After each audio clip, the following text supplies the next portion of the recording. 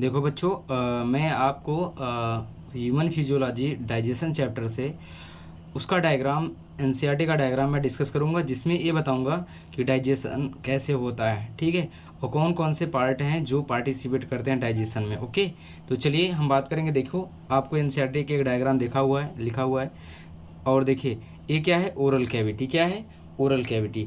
Oral cavity में क्या क्या प्रेजेंट होता है बेटा, याद रखिएगा। ओरल कैविटी में टीथ प्रेजेंट होता है, टंग प्रेजेंट होता है, और यहाँ पे स्लाइवरी ग्लैंड भी प्रेजेंट होती है, जिसमें हमने बताया था ये सबसे बड़ी ग्लैंड होती है, जिसका नाम पैरोटिड ग्लैंड है, याद रखिएगा। उसके बाद यहाँ पर देखिएगा, यहाँ पे टू ग्लैंड होती है, टू पेयर ग्लैंड होती है, जिसका नाम लिंगुअल एंड सबलिंगुअल होती है, जो यहाँ पे प्रेजेंट होती है। ये माउथ है। माउथ के बाद याद रखना, भोजन कहाँ जाएगा, खास करके ओरल कैविटी में जाता है, जहाँ पे चीविंग होती है। चीविंग के बाद स्वेलिंग किया जाता है, जो आता है फेरिंग्स में। फेरिंग्स एक ऐसा पार्ट होता है जो यहाँ पर क्या होता है, इपीग्लांटिस और ग्लांटिस दोनों प्रेजेंट होती हैं, जो प्रिवेंट करती है फूड को ट्रैकिया में जाने से। इंपॉर्टेंट होता है। यहाँ पे एक याद रखना कार्टिलेजनस फ्लैप होता है, जिसको बोलते हैं इपीग्लांटिस, याद रखिए, वही प्रिवेंट करता है। उसके बाद बात करें, याद रखना, ये डायग्राम होता है कम से कम, इसको बोलते हैं क्या, ओइसोफेगस। ये लगभग 30 सेंटीमीटर की होती है, याद रखना। यहाँ से पूछा जाता है कि which part of the elementary canals where does not food digest. याद रखिएगा, वह कौन सा पार्ट है जहाँ पे भोजन का डाइजेशन बिल्कुल नहीं होता है, तो ओइसोफेगस होगा। याद रखना, यहाँ से फूड डायरेक्टली एंट्री करेगा कहाँ, स्टमक में। स्टमक का शेप अगर देखेंगे तो देखो, इंग्लिश की जे शेप का है। स्टमक का शेप हमेशा पूछता है एनसीईआरटी से, और नीट में कई बार ये क्वेश्चन पूछा गया है कि बताइए which organs has the J shape, तो स्टमक होगा, याद रखिएगा। क्या, स्टमक। स्टमक में याद रखना, भोजन का जो स्टोरेज होता है वो लगभग 4 से लेकर के 5 आवर्स होता है। यानी एक इंसान को फूड का जो गैप देना चाहिए, फूड का टेकिंग का जो गैप देना चाहिए, वो 4 या 5 आवर्स देना चाहिए। इंपॉर्टेंट होता है। उसके बाद बात करें, याद रखिएगा, ये जो ये ग्लैंड होती है, याद रखिए, पूछा जाता है, इसको बोलते हैं कौन सी ग्लैंड है, ये लीवर है। क्या है, लीवर, याद रखिएगा। ये ग्लिसन कैप्सूल के द्वारा डिवाइड होकर के लेफ्ट एंड राइट में लोब में डिवाइड हो जाती है। पूछा जाता है इसका वेट कितना होता है, 1.2 से लेकर के 1.5 kg एनसीईआरटी में मेंशन दिया हुआ है। ये सबसे लार्जेस्ट डाइजेस्टिव ग्लैंड होती है। ये क्या करती है, ये बाइल जूस का सिक्रीशन करती है। इंपॉर्टेंट है, याद रखिएगा, बाइल जूस का सिक्रीशन करती है।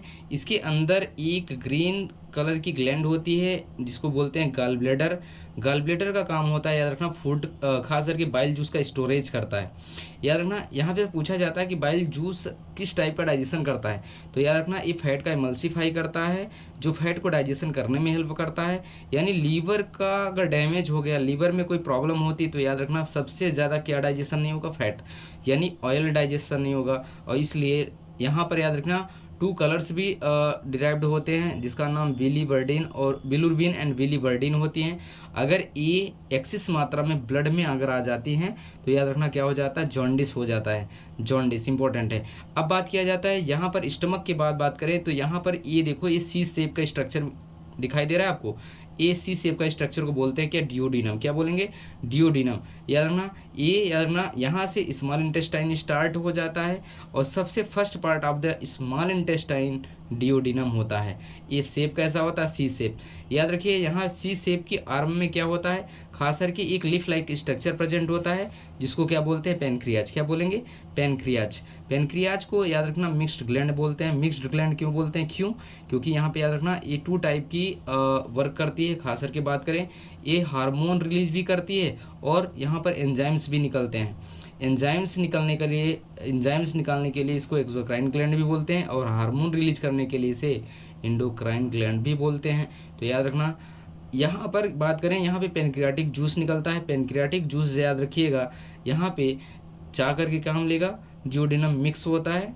यहाँ पर कम से कम 7 टाइप्स के एंजाइम्स होते हैं, जो लगभग मोस्टली डाइजेस्टिव जूस रिलीज करता है। ठीक है, 7 टाइप आपको डिटेल में पढ़ाया जाएगा। बात करें, यहाँ पे देखिए, स्मॉल इंटेस्टाइन डियोडिनम से स्टार्ट होकर के अंदर आती है। अंदर आने के बाद ये हाईली कॉइल्ड हो गई है, तो याद रखना, हाईली कॉइल्ड पार्ट को बोलते हैं जेजुनम। क्या बोलेंगे, जेजुनम। जेजुनम बोलते हैं, ये हाईली कॉइल्ड होता है। मैक्सिमम डाइजेशन की बात किया जाए तो जेजुनम पार्ट में मैक्सिमम डाइजेशन होता है, और एब्जॉर्प्शन भी होता है। जेजुनम के बाद बात करें, इसका लास्ट पार्ट जो होता है उसको इलियम बोलते हैं। यानी याद रखना, डिओडिनम, जेजुनम और इलियम ये स्मॉल इंटेस्टाइन के पार्ट होते हैं। और याद रखना, मैक्सिमम फूड का डाइजेशन किस पार्ट में होता है? स्मॉल इंटेस्टाइन में होता है।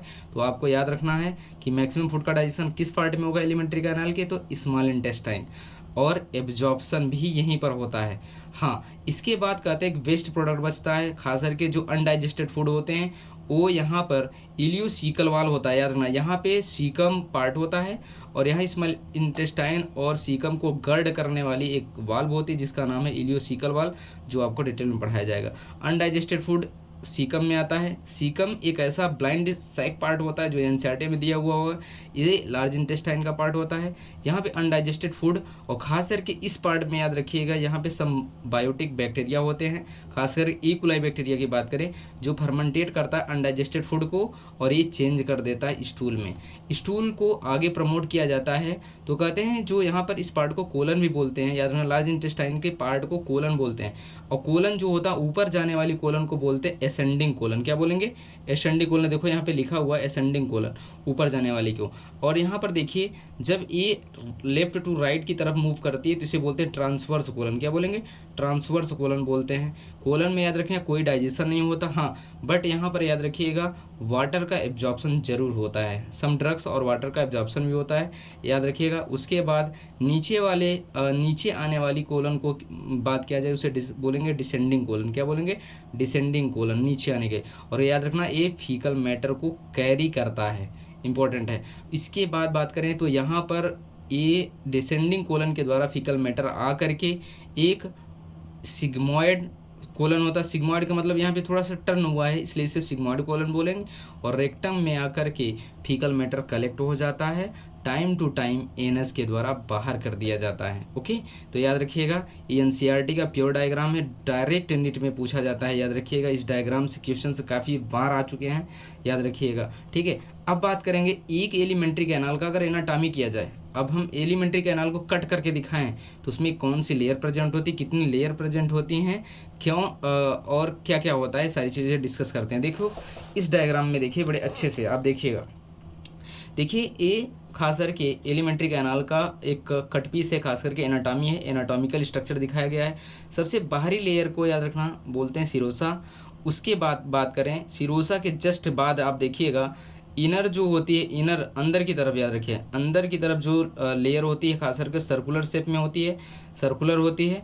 मसल्स होती है एक तरीके से, याद रखिएगा। आउटर की तरफ हमेशा याद रखिएगा लॉन्गिट्यूडनल, ठीक है, लॉन्गिट्यूडनल लेयर होती है और ये दोनों मसल्स होती हैं, इसलिए इस पार्ट को मैस्कुलरिस बोलते हैं। सबसे बाहरी आउटर लेयर जो होती है सिरोसा होती है, अंदर जो होता है याद रखना मस्कुलरिस होता है, इंपॉर्टेंट याद रखिए। उसके बाद बात करें यहाँ पर सबम्यूकोसा होता है, इस पार्ट को थर्ड पार्ट क्या होगा? सबम्यूकोसा। और लास्ट जो पार्ट होता है म्यूकोसा होता है। इस गैप को बोलते हैं ल्यूमेन, याद रखिए क्यों? क्योंकि यहाँ से पास आउट थ्रू होता है, खास करके फूड पार्टिकल, अदर्स, वाटर, तमाम न्यूट्रिएंट्स जो होते हैं खास करके पास आउट थ्रू होते हैं इसी से। ठीक है, तो याद रखना ये हम anatomy of the alimentary canal के बारे में डिस्कस कर लिया। अब बात करते हैं बक्कल कैविटी में। आपने ये भी देखा होगा, बक्कल कैविटी हमने जिक्र किया था कि खास करके क्या प्रेजेंट होता है, यहाँ पे टीथ प्रेजेंट होता है। तो आइए बात करेंगे टीथ कितने टाइप्स के होते हैं। तो आप देखिए, चलिए देखिए बात करेंगे। सबसे पहले बात करेंगे जो सामने से दिखते हैं, जो टीथ दिखता है उसको बोलते हैं इंसाइजर। क्या बोलेंगे? इंसाइजर। इसको फेस टीथ भी बोलते हैं और इसे ब्यूटी टीथ भी बोलते हैं। अगर आपको पता होगा, आगे के 2 दांत अगर आपके टूट जाएं तो शायद देखिए, आप एक बार मुस्कुरा के देखिए तो शायद लोग बताएंगे यार आप कैसे लगते हो। ठीक है, क्यों? क्योंकि ये जो टीथ होते हैं, इंसाइजर जो होता है आगे का, इसको ब्यूटी टीथ इसलिए बोलते हैं। अगर इसके रहने पर आपकी मुस्कुराहट बहुत अच्छी हो जाती है, खास करके इसे ब्यूटी टीथ भी बोलते हैं। उसके बाद बात करें इनकी संख्या कितनी होती है, फार्मूला से पता चल सकता है जिसका नाम है डेंटल फार्मूला। अगर बात करें तो एडल्ट में याद रखना, ये हमेशा याद रखना 21-23 बटे यानी 21-23/21-23 होता है। इसे परमानेंट टीथ का ये फार्मूला है। मिल्क टीथ का भी बता देंगे, अगर आपको जानना है तो आप अभी जान लीजिए। 20, ठीक है, नहीं इसका हो जाएगा 2102, ठीक है, और 2102 याद रखिएगा हमेशा। ठीक है, चलिए अब बात करते हैं, देखो इंसाइजर को हमने बोला ब्यूटी टीथ, उसके बाद बात करें केनाइन। केनाइन जो होता है याद रखना ये टीयरिंग का काम करता है। देखो हाँ इसका वर्क भी बता देते हैं। इंसाइजर जो होता है याद रखना बाइटिंग का काम करता है, ओनली बाइटिंग। अगर आप देखो कोई फ्रूट्स आप खाते हो तो सबसे पहले आप देखिए क्या कैनाइन का इस्तेमाल करते हैं, क्या प्रीमोलर का इस्तेमाल करते हैं, क्या मोलर का इस्तेमाल करते हैं? नहीं, सामने से ही आप फ्रूट्स को बाइट करेंगे, इसलिए इसका काम होता है बाइट करना। उसके बाद बात करें कैनाइंस। कैनाइंस की पहचान होता है याद रखना, ओमनीवोरस की पहचान ही होता है कैनाइन टीथ होना। याद रखना ये दांत कहते हैं लोग, अगर हम बात करें कि खास करके ग्रामीण इलाकों में या और अलग तरीके से बोलते हैं, इसे बोलते हैं कुत्ते की दांत है।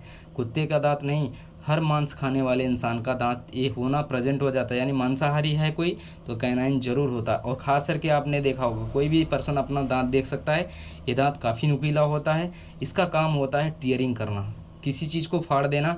और याद रखना ये फूड को पार्टिकल को इसको टीयरिंग करता है, खास करके कोई सॉलिड पार्टिकल होता है उसको। और खास करके इसका लोग इसका इस्तेमाल करते हैं, आपने देखा हो थ्रेड काटते हुए, तो थ्रेड काटते हुए क्या आपने इस इंसीजर टिप से इस्तेमाल करते हैं क्या? नहीं, क्या इस्तेमाल करते हैं? कैनाइन। कैनाइन वेरी शार्पेन होता है खास करके, और इसका इस्तेमाल हम टीयरिंग ऑफ द फूड करते हैं। ठीक है, याद रखिएगा। प्री मोलर की और मोलर दोनों का काम सेम होता है, खास करके इसका काम होता है ग्राइंडिंग ऑफ द फूड। ठीक है, grinding of the food, food particle को ग्राइंड करता है और मैस्टिकेस कर देता है। ठीक है, इसके साथ साथ मैं बताऊं तो बक्कल कैविटी में टंग्स होता है, टंग्स है, और उसके खास करके सलाइवरी ग्लैंड होते हैं जो सलाइवा सिक्रीट करते हैं। और याद रखना मैस्टिकेट के साथ साथ फूड को मैस्टिकेट करना और लुब्रिकेटिंग करने का काम सलाइवा करता है, ताकि अच्छे से फूड को डीग्लूटेट कर दिया जाए या डिग्लूटेशन कर दिया जाए या स्वेलिंग कर दिया जाए, अंदर जाए। ठीक है, ओके। आपने देखा होगा स्टमक के बारे में मैंने यहाँ जरूर डिस्कस किया, लेकिन एनसीईआरटी में डायग्राम अलग से भी दिया है, इसका अलग से दिया हुआ है, क्योंकि वहाँ पर सिर्फ बता दिया है कि this part is a stomach, but stomach में एक्चुअली में कितने पार्ट होते हैं आप यहाँ से देख सकते हैं।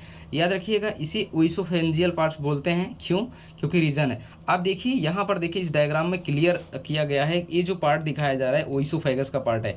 जब ये पार्ट आया है स्टमक को ज्वाइन किया है तो यहाँ से ओइसोफेगस का पार्ट दिया गया है। अब कहते हैं कि ये पार्ट आया स्टमक में ज्वाइन किया, तो कहते हैं सबसे स्टमक की कितने पार्ट होते हैं? 4 पार्ट होते हैं। सबसे ऊपरी पार्ट को बोलते हैं फंडस, याद रखना फंडस पार्ट होता है, कार्डियक पार्ट होता है, बॉडी होता है और पाइलोरिक पार्ट होता है। क्यों? क्योंकि पाइलोरिक पार्ट याद रखना यहाँ पे दिखा है superior portion of the duodenum. Superior का मतलब क्या होता है? ऊपरी पोर्शन, सबसे ऊपर वाले पोर्शन को सुपर बोलते हैं, इसलिए सुपीरियर पोर्शन ऑफ डिओडिनम को शो करता है। और आप देखते हैं अंग्रेजी का अक्षर आप बनाएंगे तो आपको आसानी से डायग्राम दिखाई देगा जे शेप। स्टमक का शेप याद रखिएगा, क्योंकि एनसीईआरटी में एग्जैक्ट याद रखना, ये आपसे पूछा हुआ है कि जे शेप किस ऑर्गन को या किस ऑर्गन को डिनोट करता है, तो इम्पोर्टेंट है स्टमक, याद रखिएगा। ठीक है, ओके।